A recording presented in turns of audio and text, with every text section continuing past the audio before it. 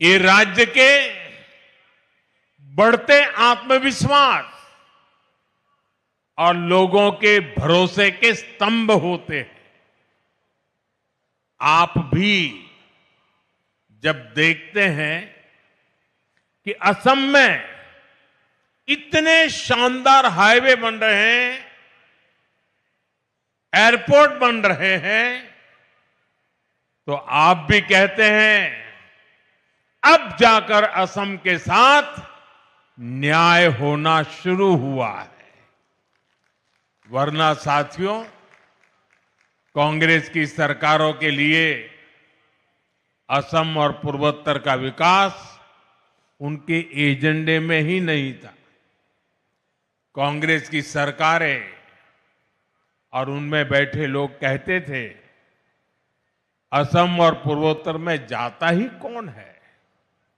कांग्रेस कहती थी असम को, पूर्वोत्तर को आधुनिक एयरपोर्ट की, हाईवेज और बेहतर रेलवेज की जरूरत क्या है। इसी सोच की वजह से कांग्रेस ने दशकों तक इस पूरे क्षेत्र की उपेक्षा की। साथियों, कांग्रेस 6-7 दशक तक जो गलतियां करती रही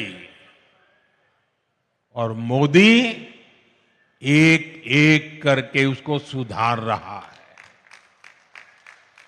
मोदी कहता है कांग्रेस वाले नॉर्थ ईस्ट जाए या न जाए, मुझे तो नॉर्थ ईस्ट और असम आते ही अपने लोगों के बीच होने का एहसास होता है। मोदी के लिए असम का विकास ये जरूरत भी है, जिम्मेदारी भी है और इसकी जवाबदेही भी है।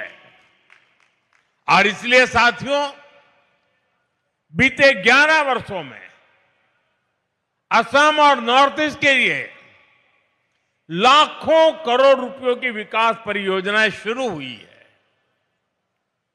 आज असम आगे भी बढ़ रहा है और नए कीर्तिमान भी गढ़ रहा है। मुझे जानकर अच्छा लगा कि असम भारतीय न्याय संहिता लागू करने में देश में नंबर 1 राज्य बना है। असम ने 50 लाख से ज्यादा स्मार्ट प्रीपेड मीटर लगाकर भी एक नया रिकॉर्ड बनाया है।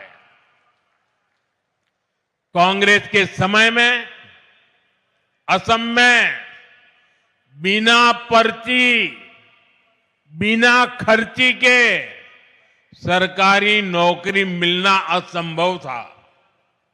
लेकिन आज यहां हजारों युवाओं को बिना पर्ची, बिना खर्ची नौकरी मिल रही है। भाजपा की सरकार में असम की संस्कृति को हर मंच पर बढ़ावा दिया जा रहा है। मैं भूल नहीं सकता जब पिछले साल 13 अप्रैल को गुवाहाटी स्टेडियम में 11,000 से ज्यादा कलाकारों ने एक साथ बिहू नृत्य किया था। इस घटना को गिनीज वर्ल्ड रिकॉर्ड में दर्ज किया गया है। ऐसे ही नए रिकॉर्ड बनाते हुए असम तेजी से आगे बढ़ रहा है। साथियों, अब इस नई टर्मिनल बिल्डिंग से गुवाहाटी और असम की क्षमता और ज्यादा बढ़ जाएगी। इस टर्मिनल पर हर साल करीब 1.25 करोड़ से ज्यादा यात्री सफर कर सकेंगे। यानी बड़ी संख्या में पर्यटक भी असम आ सकेंगे। श्रद्धालुओं के लिए मां कामाख्या के दर्शन की सुविधा भी आसान हो जाएगी। इस नए एयरपोर्ट टर्मिनल में कदम रखते ही ये साफ दिखता है, विकास भी और विरासत भी, ये मंत्र के मायने क्या है। इस एयरपोर्ट को असम की प्रकृति और संस्कृति को ध्यान में रखकर गढ़ा गया है। टर्मिनल के अंदर हरियाली है, इंडोर फॉरेस्ट जैसी व्यवस्था है, चारों तरफ प्रकृति से जुड़ा डिजाइन है। यहां आने वाला हर यात्री सुकून महसूस करे। इसकी बनावट में बांस का खास इस्तेमाल किया गया है। बांस असम के जीवन का अभिन्न हिस्सा है। वो यहां मजबूती भी दिखाता है और खूबसूरती भी।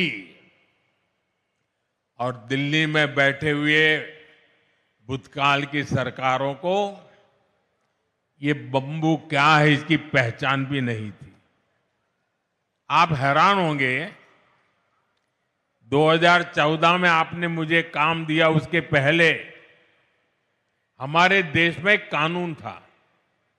ये कानून ऐसा था कि आप बंबू को काट नहीं सकते। अब कोई मुझे समझाए भाई, क्यों?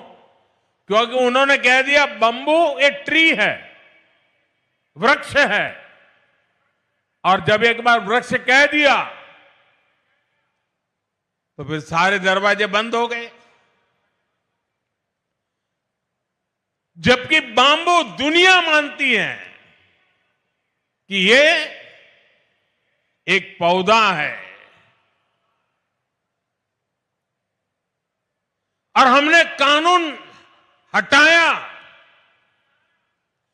और ग्रास की कैटेगरी में, जो सचमुच में बंबू की पहचान है, उसमें लाया।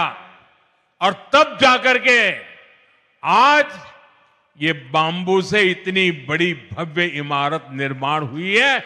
और आज अगर आप सोशल मीडिया देखोगे तो दुनिया भर में भारत के एयरपोर्ट की रचनाओं की चर्चा हो रही है।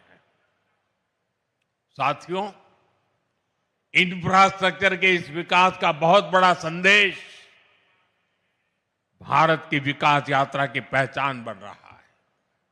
इससे उद्योगों को बढ़ावा मिलता है, निवेशकों को कनेक्टिविटी का भरोसा मिलता है, लोकल प्रोडक्ट्स को दुनिया भर में पहुंचाने का रास्ता खुलता है, और सबसे बड़ा भरोसा उस युवा को मिलता है जिसके लिए नए अवसर पैदा होते हैं। और इसलिए आज हम असम को असीम संभावनाओं की इस उड़ान पर आगे बढ़ते देख रहे हैं।